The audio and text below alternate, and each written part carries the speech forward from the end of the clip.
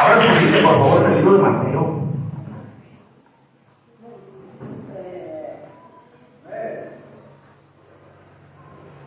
Mateo capítulo 7.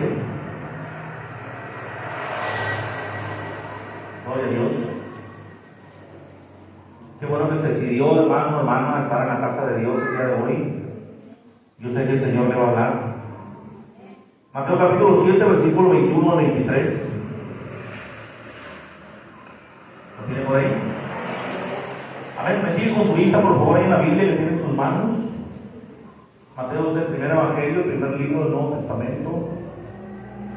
No hay pierde. ¿Estamos listos? La palabra de Dios se lee en nombre del Padre, en nombre del Hijo y del Espíritu Santo, y a la letra dice así: no todo el que me dice, Señor, Señor, entrará en el reino de los cielos, sino el que hace la voluntad de mi Padre que está en los cielos. Muchos me dirán en aquel día: Señor, Señor, no profetizamos en tu nombre, y en tu nombre echamos fuera demonios, y en tu nombre hicimos muchos milagros. Y entonces les declararé: nunca os conocí, apartados de mí, hacedores de maldad. Vamos a orar.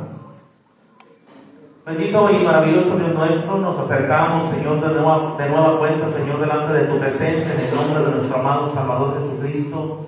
En esta hora, Señor, para poner en tus manos la predicación, Señor. Esta palabra, Señor, que ha puesto en mi corazón para que llegue, Señor, a los corazones de los tuyos, precioso Dios.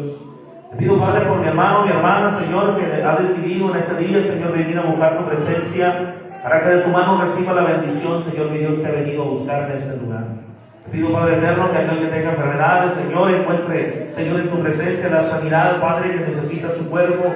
A nuestros hermanos, Señor, que no pudieron llegar por causa de enfermedad o de trabajo, oramos por ellos para que, Señor, tu mano de poder esté sobre su vida, Padre, haciendo milagros, ayudándoles a seguir adelante.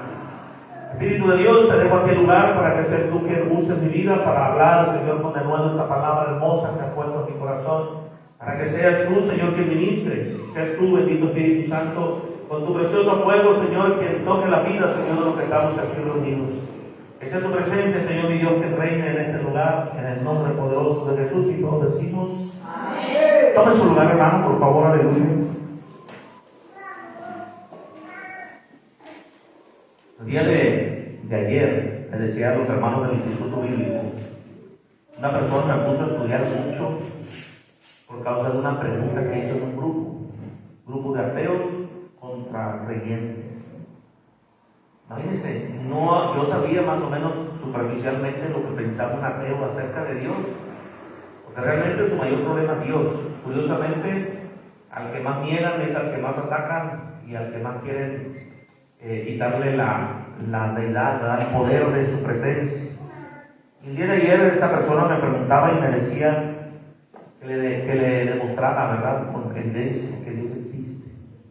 Pero me dijo que que lo hiciera bajo las reglas de la lógica. Y las reglas de la lógica se dividen en cuatro y tienen tres características. Cada una de esas características tiene que usarlas en estos cuatro que le digo. Y me puse a estudiar, curioso porque me puse a estudiar, me picó la curiosidad, ¿verdad?, de entender el corazón, el pensamiento de un ateo. Y resulta que usando el método de la lógica puedes comprobar todo lo que tú quieras, aún a Dios. Porque dentro del estudio, dentro de todo ello, para poder llegar a una conclusión tienes que usar evidencias que puedan ser comprobables. Y aunque pudiera decir una persona atea que las evidencias que nosotros pudiéramos decir no son comprobables del todo, la verdad es que hay muchas cosas en esta vida que no pueden comprobarse del todo. Por ejemplo, el amor. El amor está considerado como un proceso, ¿verdad?, de químico en nuestro cerebro que desata dopamina y que nos hace sentirnos felices y todo ese asunto. Pero eso es lo que dice la ciencia. Nosotros sabemos muy bien que el amor es mucho más que una secuencia, ¿verdad?, de cosas que suceden en nuestro cerebro. No puede ser posible que algo químico en el cerebro pueda provocar un apegamiento tan perfecto entre un hombre y una mujer para decidir vivir toda su vida juntos, procrear hijos, educarlos, llegarlos a viejos, verlos crecer, verlos multiplicarse, y bueno, hay muchas otras cosas más. La cuestión es que junto con todo lo que aprendí, estoy absoluta y totalmente seguro que Dios existe, exactamente por como se me pidió que lo comprobara, y llegué a la conclusión de que no necesitaba contestarle a este hombre, porque jamás lo voy a hacer entender. Él ya se convenció de que Dios no existe, y curiosamente con su método me superconvencí que Dios existe. A su nombre. Las cosas no pasan por otra cosa, sino por voluntad de Dios. No son casualidades, son voluntad de Dios. Y bueno, a raíz de todo ello, pues yo me puse a pensar, ¿verdad?, acerca de esto. No es de extrañarse, lo hemos dicho muchas veces, muchos predicadores lo están diciendo por todos lados, la iglesia de Jesucristo tiene que volver a las cosas reales de la palabra de Dios. Tiene que volver a buscar presencia, tiene que volver a buscar la llenura del Espíritu Santo.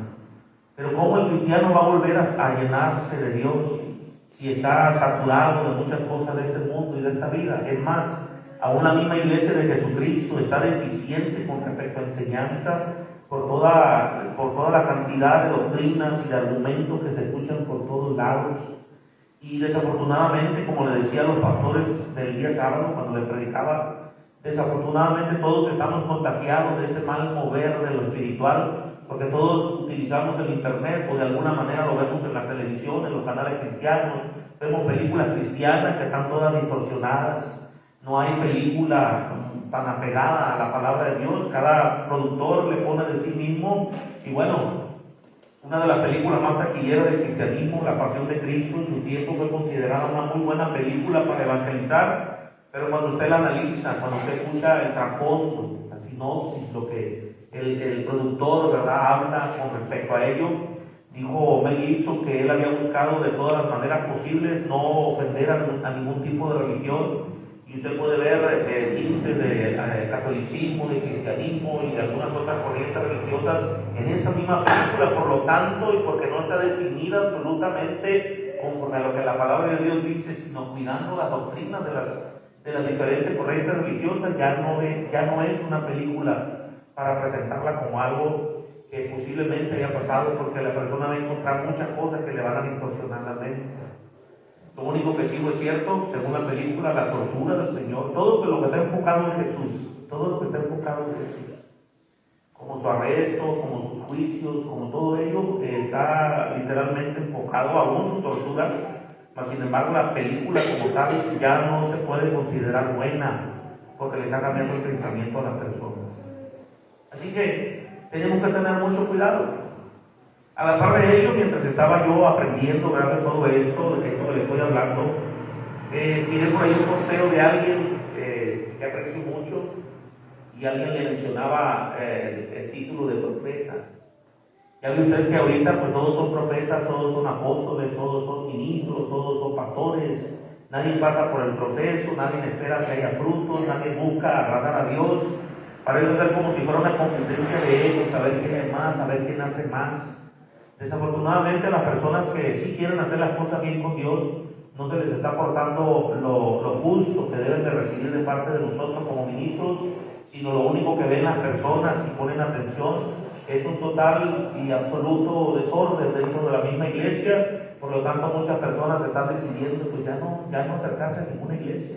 Hay gente que está decidiendo ya no ir a ninguna iglesia por todo este divisionismo, pleitos y todo lo que se está moviendo. Pero la realidad es que este es un mover diabólico y satánico, porque la iglesia de Jesucristo sigue siendo santa, sin mancha y sin arrugas, sigue buscando presencia de Dios, sigue ayunando, sigue, anhelando ser usado por nuestro Dios. Así es que usted y yo tenemos que tener mucho cuidado de todo ello. Le respondí a ese del posteo: ¿eres profeta? Y luego me dice: tú lo has dicho. Digo: pero tú no eres profeta. Ya que vengas aquí a Tijuana, te explico bien cómo está el asunto y pues vas a ver, no juegues con eso. Esto no es un juego. O sea, agarrarte un título ministerial por juego o por otro vicio, por moda o por apariencia, para nada es bueno. No se le puede llamar profeta a alguien que no tiene llamado de profeta. Como no se le puede llamar pastor a nadie que no tenga llamado de pastor. Es más, como no se le puede llamar cristiano a aquel que no tiene nada de cristiano. A su nombre. Y bueno, ¿cómo podemos saber que somos cristianos? En primera, tienen que estar muy seguros de su salvación. El cristiano tiene que estar seguro de su salvación. ¿Y cómo puede estar seguro de su salvación? Por el cambio de vida que Jesucristo ha provocado en sí mismo. Cambio de manera de pensar, cambio de manera de vivir, un rotundo cambio de vida, 360 grados de lo que fuiste a lo que eres, con evidencia palpable, sobre todo evidencia del Espíritu Santo sobre la vida de aquel que ha decidido seguir a Cristo. Por ahí hay un argumento acerca de la salvación.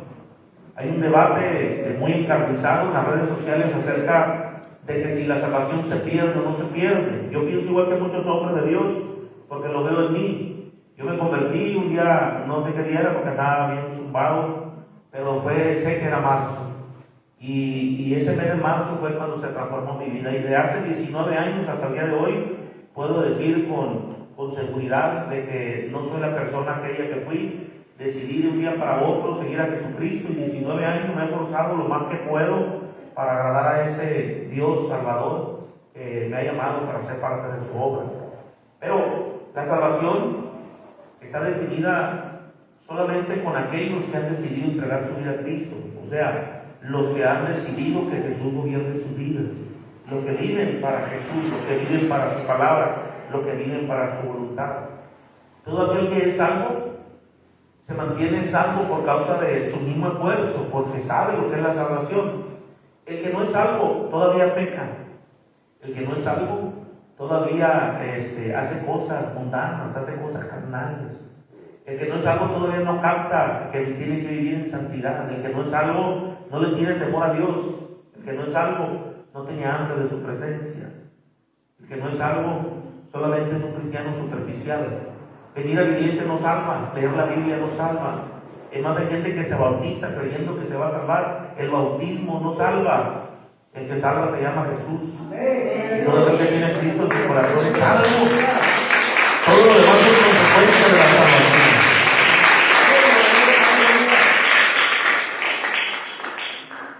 Una persona que nunca entregó su vida a Cristo no puede perder su salvación porque nunca la ha tenido. Y todo cristiano honesto que ha entregado su vida a Cristo no puede perder la salvación, porque la salvación no está condicionada a voluntades de hombres, sino que Dios de su sola voluntad mantiene a aquel que ha entregado su vida en absoluta obediencia al Dios que lo llamó para ser su hijo, a su nombre. Y bueno, encontré después de todo ello en la palabra de Dios estos versículos. No todo el que me diga Señor, Señor, entrará en el reino de los cielos. Y encontré en estas palabras un peligro muy horrible para todos aquellos que no les gusta hacer las cosas bien con Dios, para todos los fluctuantes, los de doble ánimo, para la cizaña que crece dentro de la iglesia de Jesucristo, para todos aquellos hipócritas, famosísimos hipócritas que nos hacen ver a la iglesia mal ante la mirada de las personas de afuera, para aquellos que son de doble cara, doble ánimo, para aquellos que no tienen firmeza en su decisión, que van y vienen, dice la Biblia, como nubes del cielo, como las ondas del mar, personas que no tienen palabra, personas que no mantienen su integridad, gente que no le quiere cumplir a Dios las promesas que le ha hecho. Veo un peligro inminente para todo aquel que esté jugando a ser cristiano. Veo un peligro horrible para todo aquel que no quiere dejar a Cristo gobernar su vida. Porque le vuelvo a repetir, venir a la iglesia no salva. La obediencia a Jesucristo es la que salva. Leer la Biblia sin querer entenderla para crecer en el conocimiento, sobre todo para ser transformado, no te va a salvar. Lo que verdaderamente te salva es que lo que leas lo apliques a tu vida y vivas conforme a la palabra de Dios. Corres un grave peligro, corremos un grave peligro en estar pecando y estar creyendo que seguimos siendo cristianos. No todo el que diga Señor, Señor, entrará en el reino de los cielos. Y le vuelvo a repetir, este es un llamado de alerta para todo aquel que no ha entregado su vida completamente a nuestro Señor Jesucristo. Yo sé que el diablo trabaja en la mente. Habrá algunos que le zumban las orejas ahorita para no oír. Habrá algunos otros que a lo mejor se molestaron por la frase, por las palabras. Habrá algunos otros que en sus pensamientos el diablo está jugando, ¿verdad? Está por ahí veo las caricaturas que hay hombres, caricaturas, ¿no? Al monito le ponen un changuito por dentro de la cabeza y le ponen a pegar con los platillos, ¿verdad? Para que no entienda lo que se está hablando, está ensimismado en sus pensamientos. Sé que el enemigo así trabaja, pero lo poquito que pueda causar en su mente y en su corazón, para mí es suficiente, y para Dios será grandemente beneficioso que usted entienda la palabra. Corremos grave peligro con querer decir que somos cristianos y en realidad no estamos dispuestos a ser como Dios manda que seamos. El Señor Jesucristo mismo hablando, esta misma frase, la segunda parte de esta frase, dice: no todo el que me diga Señor, Señor entrará al reino de los cielos, sino el que hace la voluntad de mi Padre que está en los cielos. Hay una evidencia del que realmente es cristiano, que es aquel que busca por todos los medios hacer su voluntad. Yo sé que la Biblia nos pide muchas cosas que nos van a doler. Yo sé que si usted lee la Biblia con detenimiento va a haber muchas cosas que nos van a doler. Si usted encuentra en la Biblia una lectura y la toma usted en sentido literal, le puede doler mucho. La Biblia se lee literalmente, pero se entiende espiritualmente. El discernimiento que solamente puede venir por el medio del Espíritu Santo es más fuerte que lo que usted puede entender con su conocimiento. Lo que Dios deposita en nuestro corazón por la palabra leída, eso es lo que verdaderamente cambia la vida del cristiano. Le voy a dar un ejemplo. Hay personas que han leído la porción que dice: si tu ojo te es ocasión de pecar, sácalo de ti. Mejor te va bien estar tuerto al reino de los cielos y no ir al infierno con tus dos ojos intactos. Hay gente que se ha sacado los ojos, hermano. No está diciendo eso la Biblia. No te está diciendo arráncate el ojo, arráncate la mano, arráncate la pierna. Y hubo otro mucho más loco que su parte, ¿verdad? La mutiló porque la hizo pecar y se quedó muy tremendo porque agarró la lectura literal conforme a su entendimiento. La Biblia no dice eso. Algunos otros locos sacan a César de la oración. Aquí no hay ningún César. No queremos ningún César porque la Biblia dice orar sin César. César no entra en la oración. Eso no dice la Biblia. Hay un acento en la palabra cesar, que quiere decir sin detenerse, continuamente, orar sin cesar. Pero hay gente que, como no sabe leer como se debe de leer, corre a las personas que se llaman César de las oraciones. No puedes estar, la Biblia dice orar sin César. Frente de la iglesia, César, no puedes orar. Tan ilógico como se oye, pero hay personas que en diferentes porciones de la Biblia así la entienden y así viven, conforme la entienden. Así no es como Dios quiere que entendamos.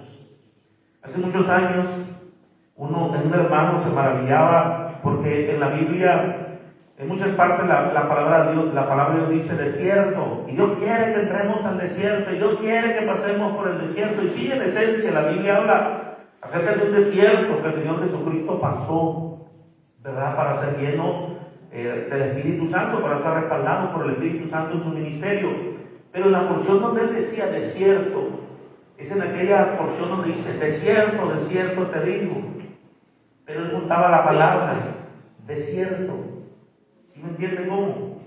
La palabra está dividida con la palabra de, y luego CIRTO, desierto. En verdad te lo digo, quiere decir el Señor. Y él interpretaba con cariño, decía desierto, hay que pasar por el desierto. Hay gente que sí lee la Biblia. Dios no quiere que entiendas así. Dios quiere que entiendas espiritualmente lo que la palabra de Dios dice. Y cuando la entiendes espiritualmente, provoca en ti cambio de vida, provoca en ti pensamientos enfocados en la palabra y en la voluntad de nuestro Dios. Por eso es muy necesario leer la Biblia. Por eso lo que no entendemos debemos investigarlo, y que lo que de aquí lo queremos que nos explique debemos de venir. Exclusivamente lo voy a decir al pastor de la iglesia, porque la realidad es que si le digo vayas al internet, se me va a poner a navegar mirando los testigos que van, los mormones y a toda esa bola de doctrinas erróneas, y nomás me va a distorsionar sus pensamientos, y al rato va a andar usted por allá publicando con su hijo y su paragüita por todo Tijuana. Y no es así, mi hermano. A su nombre. Cuando tenga una duda, venga a mí.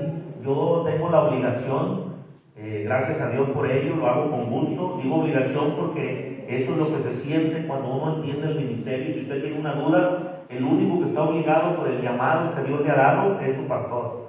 Así Así que cualquier cosa que usted no esté totalmente seguro de lo que la palabra de Dios dice, no se quede con su solo pensamiento. Escuche al menos una o dos opiniones más, sobre todo de personas cristianas que usted aprecie, pero principalmente la de su pastor, que tiene que tener ese temor de Dios de explicarle como se debe. Le puedo asegurar que si no le entiendo en un principio, si no estoy seguro de lo que le voy a contestar, le voy a pedir 2 o 3 días en lo que yo me ilustro, busco, investigo para poder darle una respuesta adecuada a su necesidad. Pero no ande ya navegando en el internet a la deriva nada más.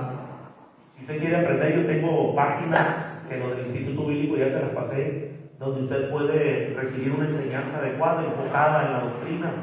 Pero mejor venga a los que podemos darle una palabra con el aprecio debido y con el fin de que su vida sea transformada.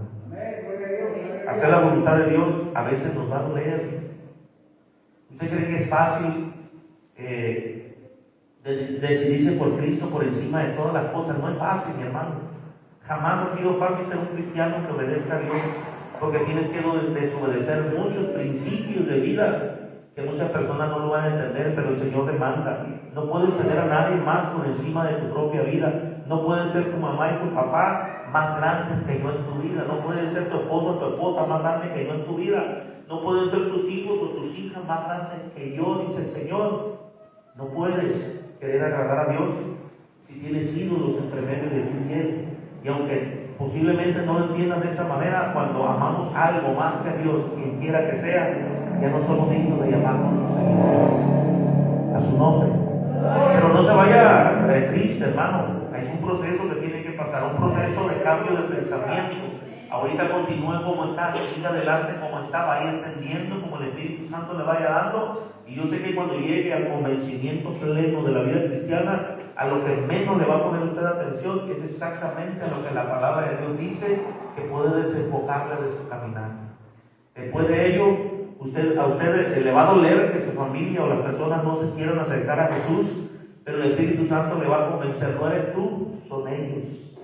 Porque todo hombre en esta tierra tiene una visitación de parte de nuestro Dios, y más cuando las palabras salen de boca de un familiar, tienen el poder, deberían de tener el poder de convencer, pero si ni un familiar mismo lo convence, olvídese, mi hermano, Dios lo puede convencer, pero Dios es un caballero, y si no le abre la puerta de su corazón, Él no va a entrar. Le vuelvo a repetir, cuando una persona no quiere nada con Cristo, no es su culpa, es culpa de la persona. No pierda el tiempo, mejor búsquele por otro lado. A su nombre.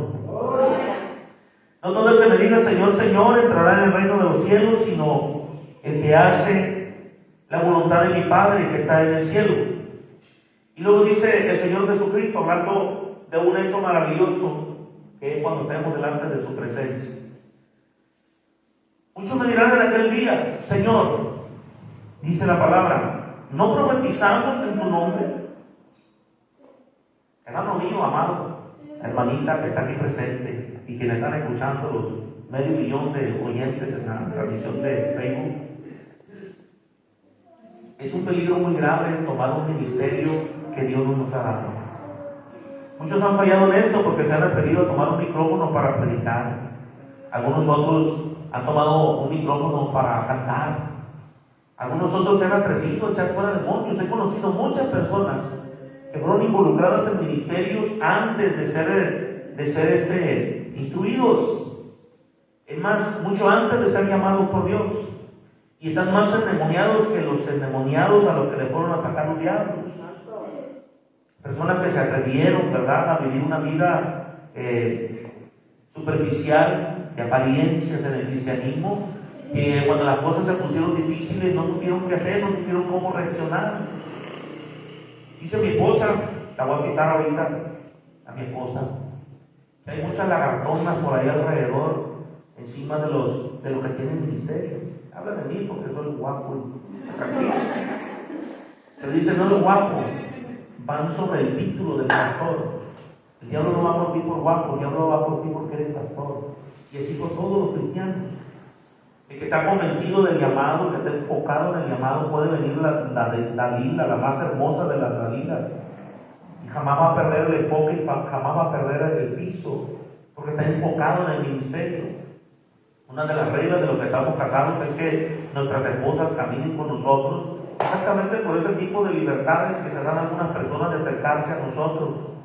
¿Por qué? Porque muchas veces fantasean en sus mentes porque sus esposos sean iguales que el pastor. ¿Cómo trata la pastora, mi preciosa, mi linda, mamacita? Hay muchas cosas que le digo a mi esposa, y puede jugar al enemigo con la mente de alguien y idealizar en alguien que trata bien a su esposa, con la persona que viven, y se desilusionan de la persona porque no es tan amoroso como son otros con sus esposas.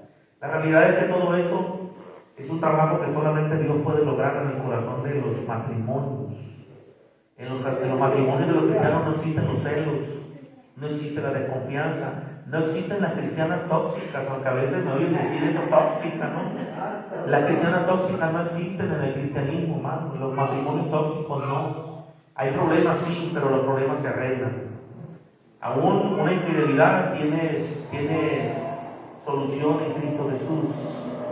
Amén. Algunas de las cosas más difíciles para el corazón, si las dejamos en manos del Señor, nos ayuda a perdonar y a transformar lo que el enemigo quiso dañar en nuestras vidas.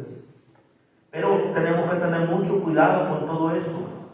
Hace muchos años atrás, no tiene mucho, pero sí hace rato, a las personas tenían convicción de pecados sobre sus vidas, se autodisciplinaban con tal de no llegar a ofender al Dios que los llamó al ministerio. Con esto le quiero decir que el predicador, cuando sabía que le había fallado a Dios en lo más mínimo, no un pecado como tal, pero sí una falta que a su consideración necesitaba una disciplina. A mí me tocó escuchar a muchos hombres de Dios que se autodisciplinaron porque fallaron. De alguna manera sentían pena y carga por lo que habían hecho, y ellos mismos se disciplinaban. Una semana, 2 semanas, 1 mes, 2 meses, 3 meses sin tocar el altar, porque le falla a Dios, porque incurrían una falta. Y a veces no decían qué, pero su propia convicción los hacía bajarse de los púlpitos, diciéndole a sus pastores: pastor, écheme la mano, déme chance de restaurarme, y cuando me restaure yo le digo y me vuelve a subir al altar. Ahorita en este tiempo no hay mucho de eso. Hay adúlteros tomando los púlpitos, hay homosexuales tomando los púlpitos, hay rameras tomando los púlpitos, hay personas de doble ánimo tocando los púlpitos, hay pecadores deliberados tomando los púlpitos, hay borrachos tomando los micrófonos, hay personas que creen todavía en la hechicería tomando los púlpitos, hay cristianos que se hacen limpios y toman los púlpitos. Esto es real, es verdadero. Tenemos que tener cuidado con nuestro cristianismo. Tenemos que tener cuidado con lo que hacemos con nuestra vida, porque corremos un grave peligro. Peligro tan real como que Dios nos puede desechar. Todos nuestros argumentos buenos, si no nos llamó Dios a que los hiciéramos, los hicimos por nuestra propia cuenta, para nuestra vanagloria, para nuestra honra, cuando Dios no nos llamó a hacerlo. Por eso tenemos que estar conscientes de lo que estamos haciendo con nuestras vidas espirituales, con nuestra vida cristiana. Dice que el Señor, que en aquel día los hombres le van a decir: Señor, Señor, en tu nombre profetizamos. Y luego vuelve a repetir el Señor, dice: en tu nombre echamos fuera demonios y en tu nombre hicimos muchos milagros. Profetizamos, echamos fuera demonios y hicimos milagros. Hermano, si usted se da cuenta, es lo máximo en la vida del cristiano. Vuelvo a repetirlo. A muchos les gusta la fama que Cristo puede provocar. Bueno, por causa del ministerio puede provocar en ellos. Pero hay muchos que se están moviendo en ministerios de hombres, no en ministerios espirituales. Hay muchos que están viviendo una vida cristiana con una doble careta, con careta de cristiano y con careta de mundano. Hay muchos que tienen un pie en lo espiritual y tienen un pie en lo carnal. Hay muchos que les gusta vivir de las apariencias, y esto no debe de ser así. Aquí en la vida cristiana o somos o no somos, pero jamás es a medias. Aquí es todo o es nada. Aquí es sí o es no. Aquí Dios demanda que seamos personas de palabra, que seamos gente que cumplamos lo que prometimos. A su nombre. Y digo que es lo máximo, porque profetizar es conectarse con la voz de Dios desde el cielo.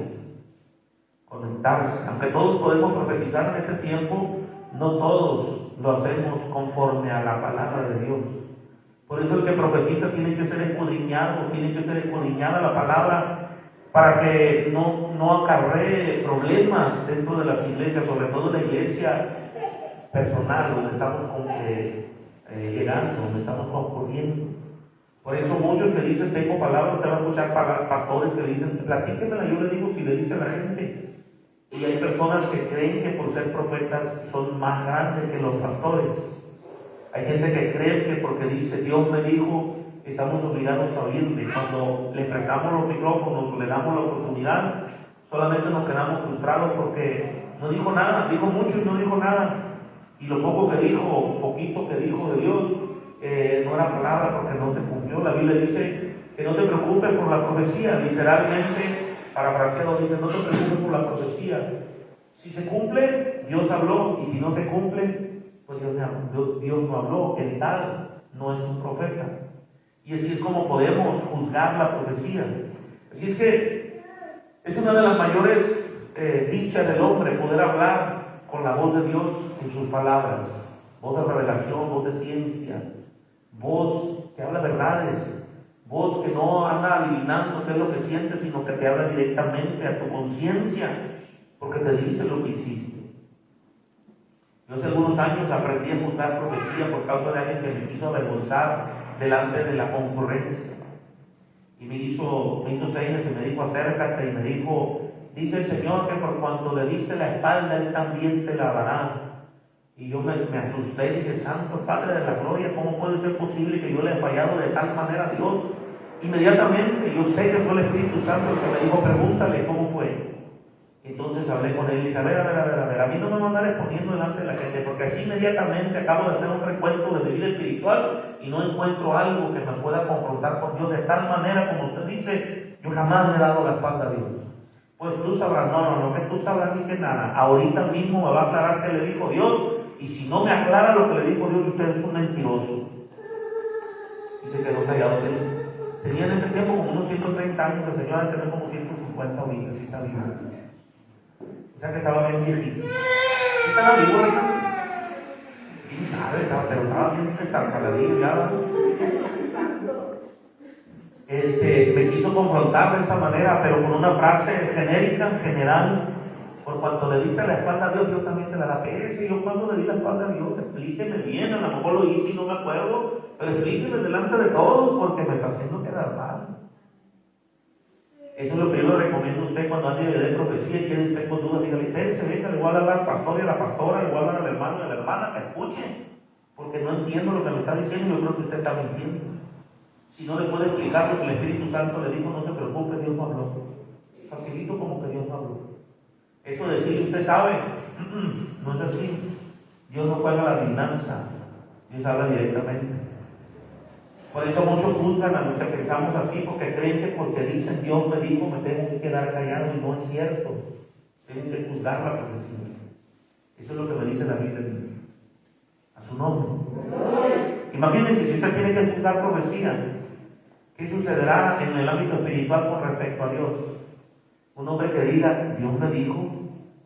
No creo que Dios se asuste tampoco porque no tiene nuestros sentimientos, pero sí se enardece en contra de aquel que pone palabras en su boca que él jamás dijo. Si algo nos enseña la Biblia, que nadie puede hablar de parte de Dios cuando Dios no le mandó hablar. Entonces cuando llega ya al cielo, imagínense lo que dice, Dios me dijo, y Dios no les dijo. Dijo el Señor, cuando vengan acá, cuando estén delante de mí, y me digan, en tu nombre profeticé, dice más abajo que le va a decir, nunca te conocí.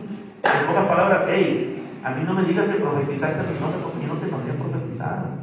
Jamás te dije que hablaras en mi nombre. Es más, ni siquiera deberías de haber pronunciado mi nombre. ¿Se imagina qué horrible sería pensar que hicimos todo lo que hicimos en la vida cristiana creyendo que quedamos bien con Dios y que nos diga, no te conozco? ¿Quién te mandó a profetizar? ¿Quién te dijo? ¿A qué hora te dije yo que le dijeras eso a la hermana? ¿Sí me explico? Tenemos que juzgar profecía, hermano, no se vaya con eso. Es más, le voy a decir un secreto. Bueno, no es un secreto, pero se lo voy a decir. Aquí en transmisión nacional. Se lo voy a poner algo así como definido como conmigo. Si alguien le dice a usted que yo dije, venga y pregunte. Se puede sorprender. ¿Sí me explico?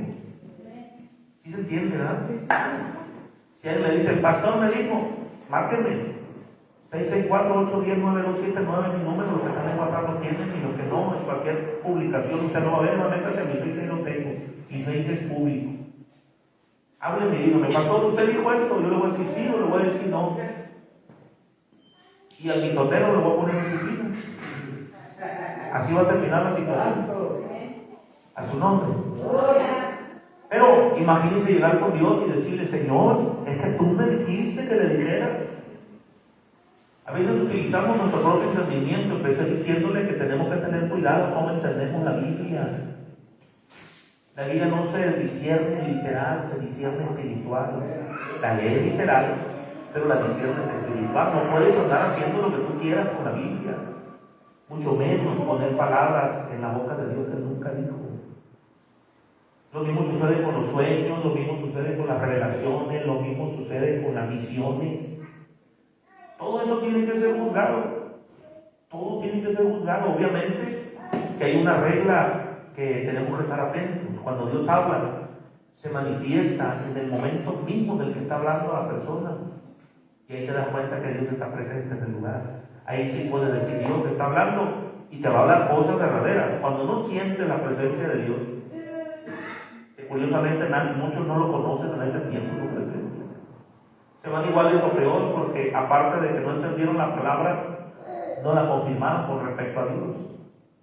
Hace algunos años atrás se escuchaba de alguien que le cambió los maridos a los matrimonios, algo así como decirle al hermano Erwin, esa mujer no es para usted, es para aquel hermano que está allá, désela a él porque Dios dice que tiene una mejor para usted. Es más, la hermana fulana es la mujer para usted, así que se divorcian y se casan los unos con los otros. Decían, no hubo el pastor loco diciendo, imagínense usted, como si así fueran las cosas.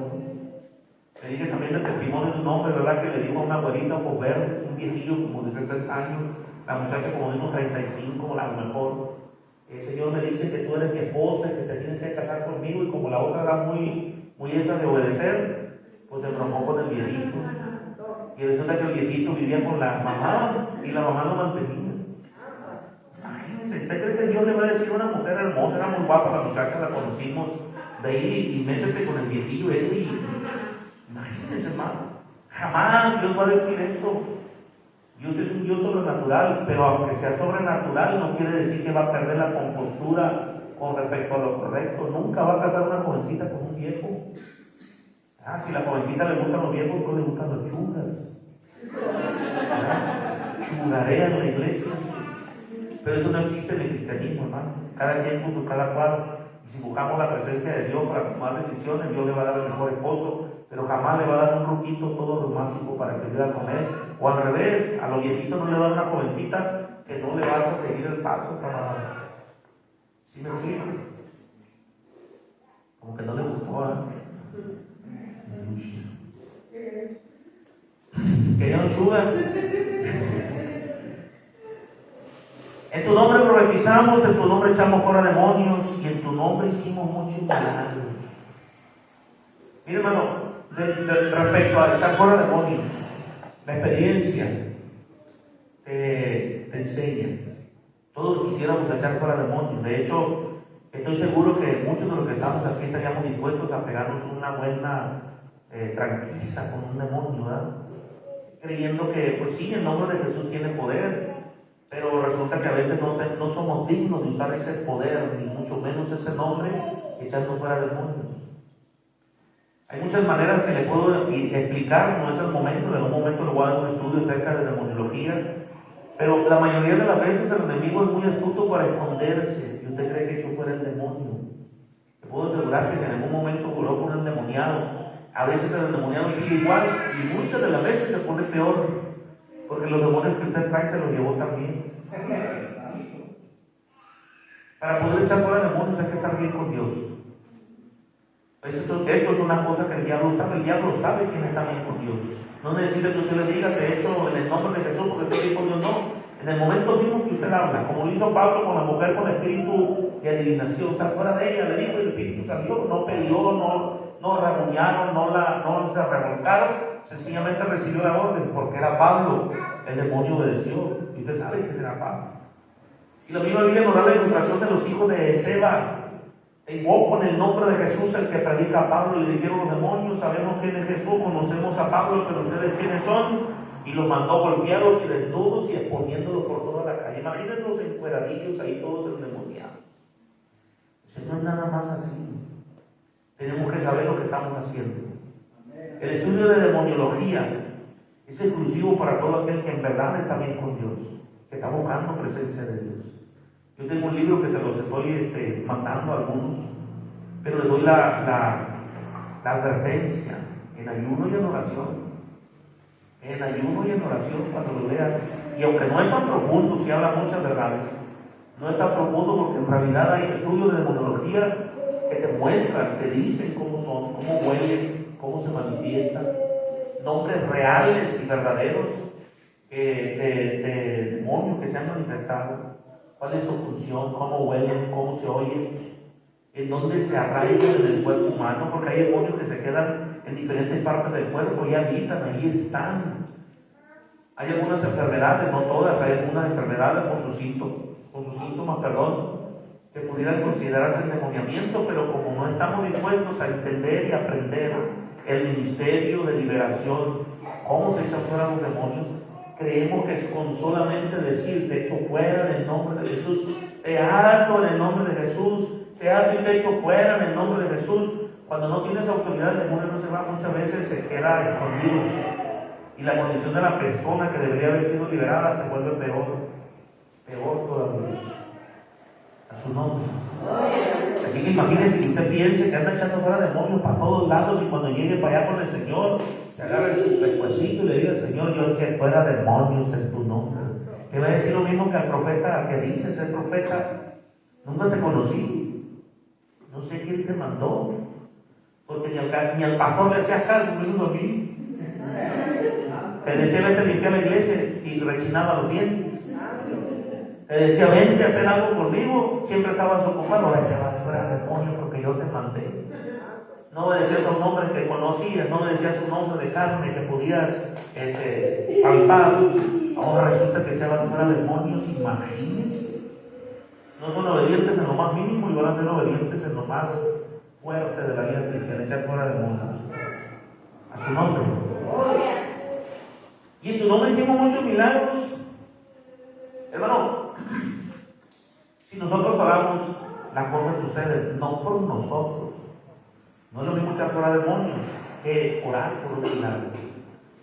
El orar por los milagros, muchas veces el corazón del que es usado por Dios se enorgullece de sí mismo. Yo he mirado a hombres que juegan con esa unción, quieren demostrar una unción que en realidad no tienen. Miré a un hombre que hacía señas así como si le ocurriera unción, decía él, de las manos. Yo no necesito aceite, el aceite sale de mí, mira nada más cómo escurre. Y digo: caray, espérame, pero bueno, es tu bronca, no es la mía. Tú eres el que vas a hablar, la bronca es para ti, no es para mí. Yo acabo acá de lejos intercediendo por ti porque veo que eres un poquito insolente con respecto al ministerio, pero adelante, ora por los enfermos. Hay muchas personas que están dañadas de idolatría hacia sí mismos, porque creen que Dios los usa para provocar milagros. Hermano mío, si aquí estuviera entre nosotros una persona que no conozca de Dios y viene enferma, si es la voluntad de Dios, lo va a sanar. Si tú oras por él, que es el medio, ¿verdad? Cuando vienen a la iglesia oramos por ellos. Recuerden cuando oramos por la amiga de nuestras hermanas, cuando oramos por el muchacho que me trajeron el domingo, todos lo hicimos aquí en la iglesia, en el menester de la iglesia orar. Si hubiera sucedido el milagro, la gloria de Jesús, no de Torrefuerte, ni de usted ni de yo que hicimos la oración, la gloria de él. Él por su voluntad quiso hacer la sanidad. Y hay hombres que se adjudican esto. Entonces imagínense usted, un ministerio de sanidades.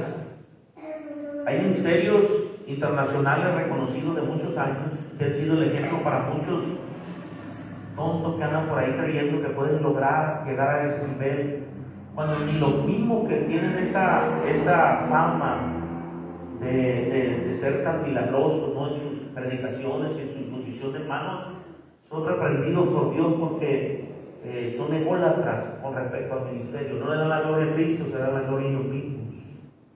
Tal vez así, lo voy a retar a que cuando vea un anuncio acerca de una campaña evangelística o de un hombre que tiene el don de hacer milagros, fíjese usted qué nombre tiene la preeminencia en el flyer, el de Jesús o el del predicador. Se va a sorprender porque ahorita ya ni siquiera mencionan a Jesús en sus anuncios. Es más, hace años atrás ponían un versículo, no ponen ni siquiera el versículo. ¿Sí se ha dado cuenta de eso? Y ahorita exaltan el ministerio del hombre por encima del ministerio de Jesús. Que en realidad todos los ministerios son de Cristo, nosotros nada más somos peones, trabajadores de Él. Esto es de Él. Esta construcción no es mía, ni es de usted. Es de todos al mismo tiempo, por todas las generaciones que esté levantada esta iglesia mientras Cristo no venga. Y al final, más bien dicho, siempre ha sido propiedad de Él, no de nosotros. Esta iglesia es de Él. Imagínense el ministerio. Así que qué terrible sería llegar delante de su presencia y tener algún tipo de argumento, no solamente de esto. Señor, le puede decir usted, yo iba todos los días al culto. Pues sí, pero nunca escuché tu oración. Señor, yo iba y hacía, cantaba en alabanza, pero nomás en la iglesia, porque acá afuera ni siquiera me cantan ni nada, ni siquiera chiflas o tarareas algo cristiano, nomás en la iglesia. Nomás en la iglesia eras espiritual y llorabas y temblabas y orabas y tirabas sangre, todo ese pecado. Pero nomás en la iglesia, qué curioso, que nomás en la iglesia. Y los demás días, y en los momentos difíciles, y en los momentos alegres, y en los momentos de necesidad, y en los momentos de enfermedad, solamente ibas a la iglesia. Y ahí en la iglesia sí hacías todo, pero fuera no. Nunca te conocí, no conocí tu voz, no hay voz tuya delante de mi presencia. ¿Se imaginan llegar allá y decir un argumento y que Dios no se lo valga? Es terrible, mi hermano, es terrible. Es horrible solamente en pensar que estemos fallando en algo que nosotros creemos que estamos bien. En primera, porque Dios nos lo mandó, y en segunda, porque creemos que somos nosotros. Qué horrible sería que Dios nos reprenda en aquel día. Muchos están confiados. Se ilustra como el ministerio o el llamado más bien de Sansón. La Biblia dice que Sansón tenía un voto nazareo, el cual tenía unas cualidades. No tenía que cortarse el pelo, no tenía que probar cosa inmunda, no tenía que probar mujer, no tenía que probar vino ni sidra. Y si usted a grandes rasgos lee la historia de Sansón, viene en el libro de los Jueces, creo que en 7, en el 8 por ahí. Usted va a encontrar que Sansón, todo lo que Dios dijo que no hiciera, hizo. Era borracho, mujeriero, probó miel de dentro del cuerpo de un león, ¿verdad? Al final le cortaron el pelo. Él nunca asoció que cada una de esas veces Dios iba alejando de él. Probó cosa mortífera, la fuerza estaba. Probó a Filistea, le encantaban las Filisteas, como aquel cristiano que le gustan las mundanas. No le gustan ni una de la iglesia, le gustan mejor las locas de afuera que las locas de adentro.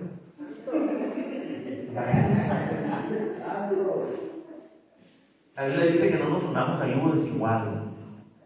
Y eso quiere decir en creencia. Porque el mundano jala al cristiano. No cree que el cristiano no jala, no le crea al diablo cuando le dice, tú lo vas a traer a los pies de Cristo. Mentiras. El que no quiere, no quiere. Desde el principio no quiere. Abusado con eso. A su nombre. Y se fallaba Sansón y no se iba a la fuerza con una quijada, mató filisteos, no sé cuántos mató y llevaba, bueno, la historia está preciosa, pero lo que usted se da cuenta de todo ello, lo más triste, dicen por ahí, es que Sansón no se dio cuenta cuando el Espíritu de Dios lo dejó. Y eso es lo más terrible, que somos buenos para fallarle a Dios y creemos que todo está bien, y cuando Dios nos deja solo, nos ponemos a llorar como si no tuviéramos la culpa, cuando la realidad es que muchas veces provocamos que Dios se alejara de nosotros a tal grado que conquistamos al Espíritu Santo y ya nunca más quiso volver a ese corazón que tanto lo despreció. ¿Sabe que alguien que le falló a Dios puede ser restaurado? Sí. Dios restaura al caído, pero al caído le cuesta el doble para levantarse que lo que le podía haber costado el mantenerse fiel a Dios. A su nombre. Pero sí restaura, no creen que no. Sí restaura. Dice la palabra de Dios al final, en el versículo 23, y entonces les declararé, nunca os conocí, apartados de mí. Y luego termina diciendo, hacedores de maldad. Hermano, ¿acaso será malo orar por un enfermo y el enfermo sane? No es malo. El problema es que Dios no te mande y te lo adjudiques a ti. ¿Es malo profetizar? No es malo, hermano. Profetizar es decir bien, o desearlo bien a otra persona. Todos podemos profetizar, es real. Yo le puedo decir a usted, profetizo sobre su vida que esta semana que viene usted encontrará de las manos de Dios la bendición que necesita para solventar todas sus necesidades en casa. Y si no tiene trabajo, profetizo que el Señor prontamente le va a dar un buen trabajo para que usted sustente a su familia con una bendición tan grande como un trabajo. Profetizo. Podemos profetizar, pero de nuestra propia cuenta, desear un bien para la persona, declarar un bien sobre la persona, pero eso no quiere decir que soy profeta. Cuando la profecía viene, trae confirmación, y el primero que lo confirma es el que recibe la profecía. A su nombre. ¿Sí me estoy explicando? Tenemos que tener cuidado en nuestra vida. Somos cristianos por llamado de Dios, pero corremos un peligro muy grave cuando no hacemos las cosas para nuestro Dios. El Señor dice, hacedores de maldad al final. Entonces quiere decir que todas las cosas que hagamos como cristianos, Dios no nos las toma en cuenta, sino es enfocado en lo que Dios demanda para nuestras vidas. Podríamos estar tomando un lugar que no nos pertenece. Podríamos estar usurpando una función que Dios no nos llamó a hacer. Podríamos estar viviendo una vida que Dios no se agrada de esa vida como la está viviendo. Es peligroso morir de esta manera. Es peor que ser mundano, hermano. Mundano en la vida se alegra porque va a irse al infierno. Pero el cristiano cree que a pesar de sus faltas y de sus pecados se va a ir al cielo, cuando la realidad es que va a ser desechado por Dios. Así dice la Biblia, ¿verdad?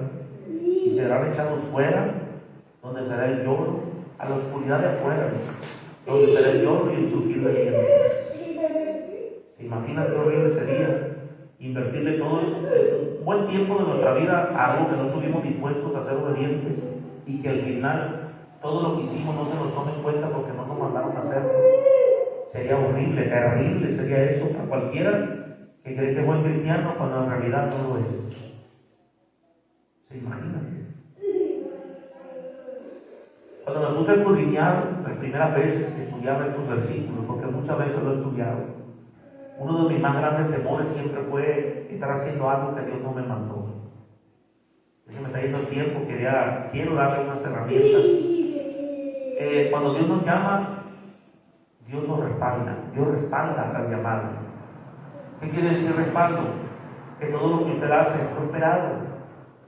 Puede usted empezar de la nada con la mano de Dios y la voluntad de Dios, y de la nada Dios hace cosas maravillosas, como esta tierra fue hecha de la nada, usted fue hecho de la nada, y todo lo maravilloso de Dios fue hecho de la nada.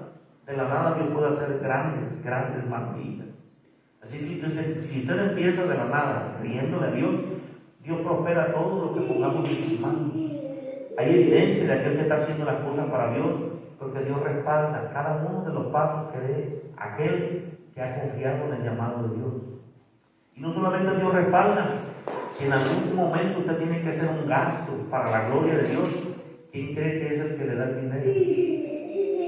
Dios se encarga de que llegue la bendición a sus manos para que usted logre el propósito, ¿verdad?, por el cual Dios le ha llamado.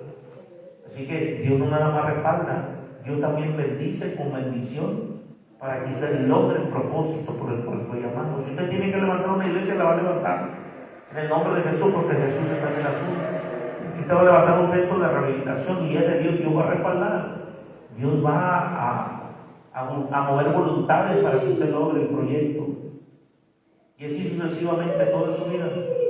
En Cristo nos podemos equivocar, sí, porque a veces hacemos las cosas a nuestra manera, porque nosotros queremos, pero cuando Dios destruye, cuando Dios turba, cuando Dios ya nos permite continuar, debemos de ser sabios y decir, Señor, hasta aquí llego yo, ahora retomo el lugar donde todas las cosas cambiaron y de aquí para adelante todo va a ser así. Si tengo que tumbar lo que construí, lo tumbo, Señor, con tal de empezar de nuevo. Porque me desvié, porque creí que por ahí era y no escuché tu voz. Pero el asunto es reconocer. ¿Sí me explico? ¿Podemos fallarle a Dios? Sí. Pero no debe de ser el común denominador de nuestra vida. Debemos de reconocer cuando faltamos a Dios y retomar hasta el punto donde fallamos para volver a decir a Dios, de aquí para adelante no me haría, vuelvo a empezar de nuevo. Si tengo que tumbarlo todo, si tengo que desecharlo todo, lo desecho con tal de empezar ahora sí bajo tu voluntad. A ver qué maravilloso es cuando empezamos a reconocer nuestras faltas y le permitimos a Él que haga en nosotros lo que Él quiere. Se va a sorprender cómo es que Dios hace las cosas. ¿Cómo se detiene, hermano? Quiero hacer una oración con usted, por favor.